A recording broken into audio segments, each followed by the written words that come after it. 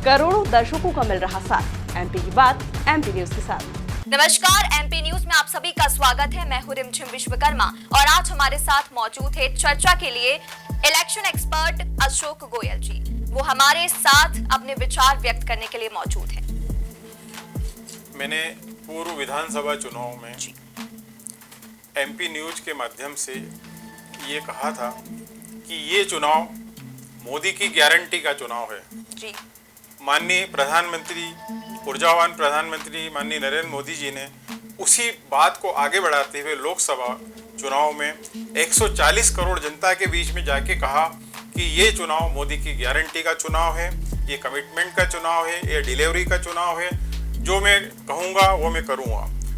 हमारे भारत की 140 करोड़ जनता जिन्होंने 10 वर्षों में मोदी जी के कार्यकाल को देखा है, जो उन्होंने कहा, चाहे 370 हटाने का हो वादा, चाहे राम जन्मभूमि का वादा हो, चाहे सीमा पे चौकसी का वादा हो, चाहे विश्व में अपनी ताकत बढ़ाने का वादा हो, उन्होंने उन सब वादों को पूरा किया। हमारे देश में 77 वर्ष पूर्व स्वतंत्रता संग्राम सेनानियों ने एक स्वप्न देखा था हिंदुस्तान का।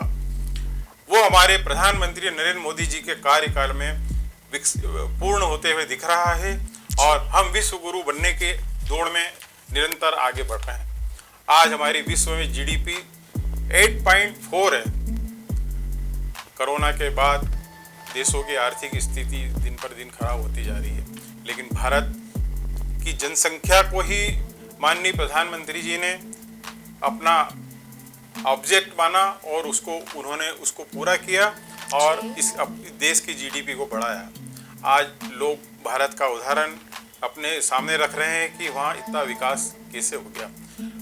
आने वाले लोकसभा चुनाव में हम निश्चित रूप से 400 सीटों का आंकड़ा पार कर रहे हैं।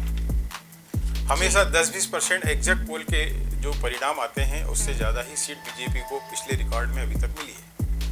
मध्य प्रदेश में 29 में से 29 सीटें ही बीजेपी को मिल रही है और कांग्रेस 60 सीटों से ज़्यादा नहीं ला पाएगी। माननीय प्रधानमंत्री जी और बीजेपी अपने जो नेक्स्ट लोकसभा है, 18वीं लोकसभा है, उसका मुख्य एजेंडा है one nation one law, one nation one language, one nation one population control law, one nation one समान नागरिक संहिता, रोजगार के अवसर समान, वन नेशन वन रोजगार के अवसर। इस प्रकार जीडीपी बढ़ाने के लिए, बेरोजगारी को दूर करने के लिए नए नए उद्योगों को खोलना और सबका साथ सबका विकास के आधार पर नीति बनाना। 10 वर्षों में जो विश्व गुरु बनने के लिए दौड़ में हम आगे बढ़े हैं, आज हम विकसित देश की श्रेणी में खड़े हो गए हैं। अब हमें विकासशील देश की श्रेणी में जाना है ताकि प्रधानमंत्री भारत को विश्व गुरु बनाने में बना सके। सर, लोकसभा चुनाव संपन्न हो चुके हैं और उसका एग्जिट पोल भी अब पहला जो है वो सामने आ गया है और इसे देखते हुए ये जताया जा रहा है कि एनडीए की सरकार बनती हुई सबको दिखाई दे रही है। तो इस पे आपका क्या कहना है? ये बिल्कुल स्पष्ट है कि एनडीए की सरकार बहुमत से अपनी 8वीं लोकसभा बना रही है। जी सर, एनडीए और कांग्रेस दोनों अपनी अपनी रणनीति कर रही है, तो एनडीए की तरफ से क्या कौन सी रणनीति है जिसकी वजह से एग्जिट पोल के आंकड़ों तक पहुंचती हुई नजर आ रही है एनडीए? जनता का विश्वास जो जनता को 10 साल में उन्होंने दिया जी। ये चुनाव पूर्णतः मोदी की गारंटी का चुनाव है। जनता को विश्वास है कि हमारे देश के प्रधानमंत्री मोदी जी जो कहते हैं वो करते हैं। इसी आधार पर जनता ने उनको खटाखट वोट डाला।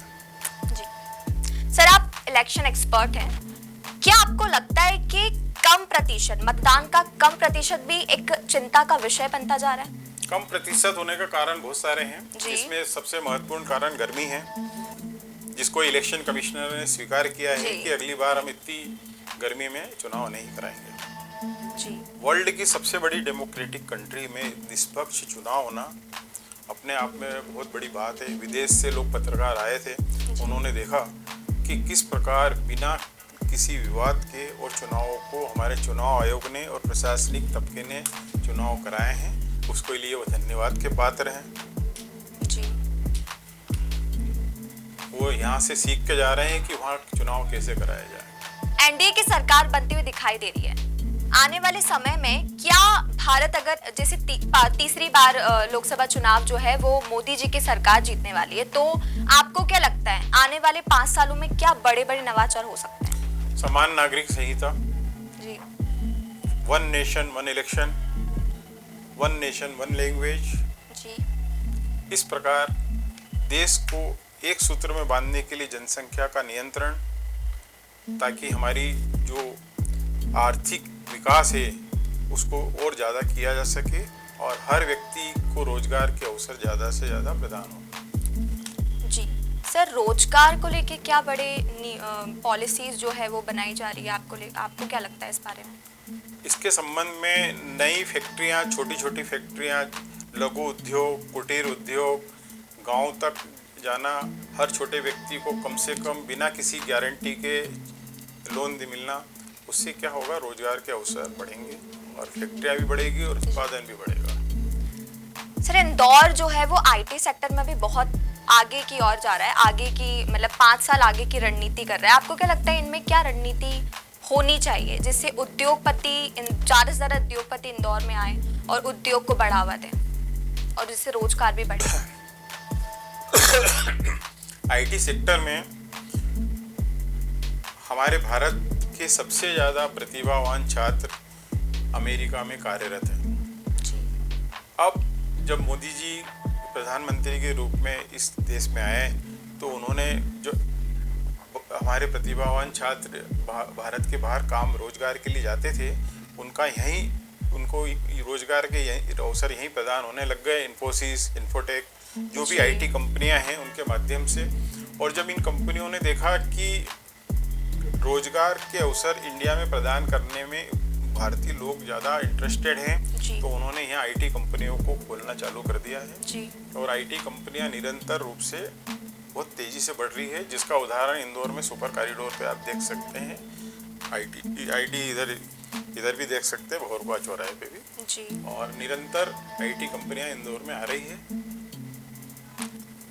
सर, लेकिन ये बात भी सच है कि ना सिर्फ इंदौर बल्कि पूरे देश में कई ऐसे मतलब यूथ जो है वो ज़्यादातर बाहर के देशों में जाना प्रेफर कर रहे हैं, बाहर के देशों से पढ़ाई करना प्रेफर कर रहे हैं। तो उनके लिए क्या बड़ी पॉलिसीज या बोल सकते हैं आप योजनाएं लेकर आ रहे हैं जिससे उनकी जो मेंटालिटी है कि भारत से बाहर जाके पढ़ना है, उसे आप कैसे देखते हैं?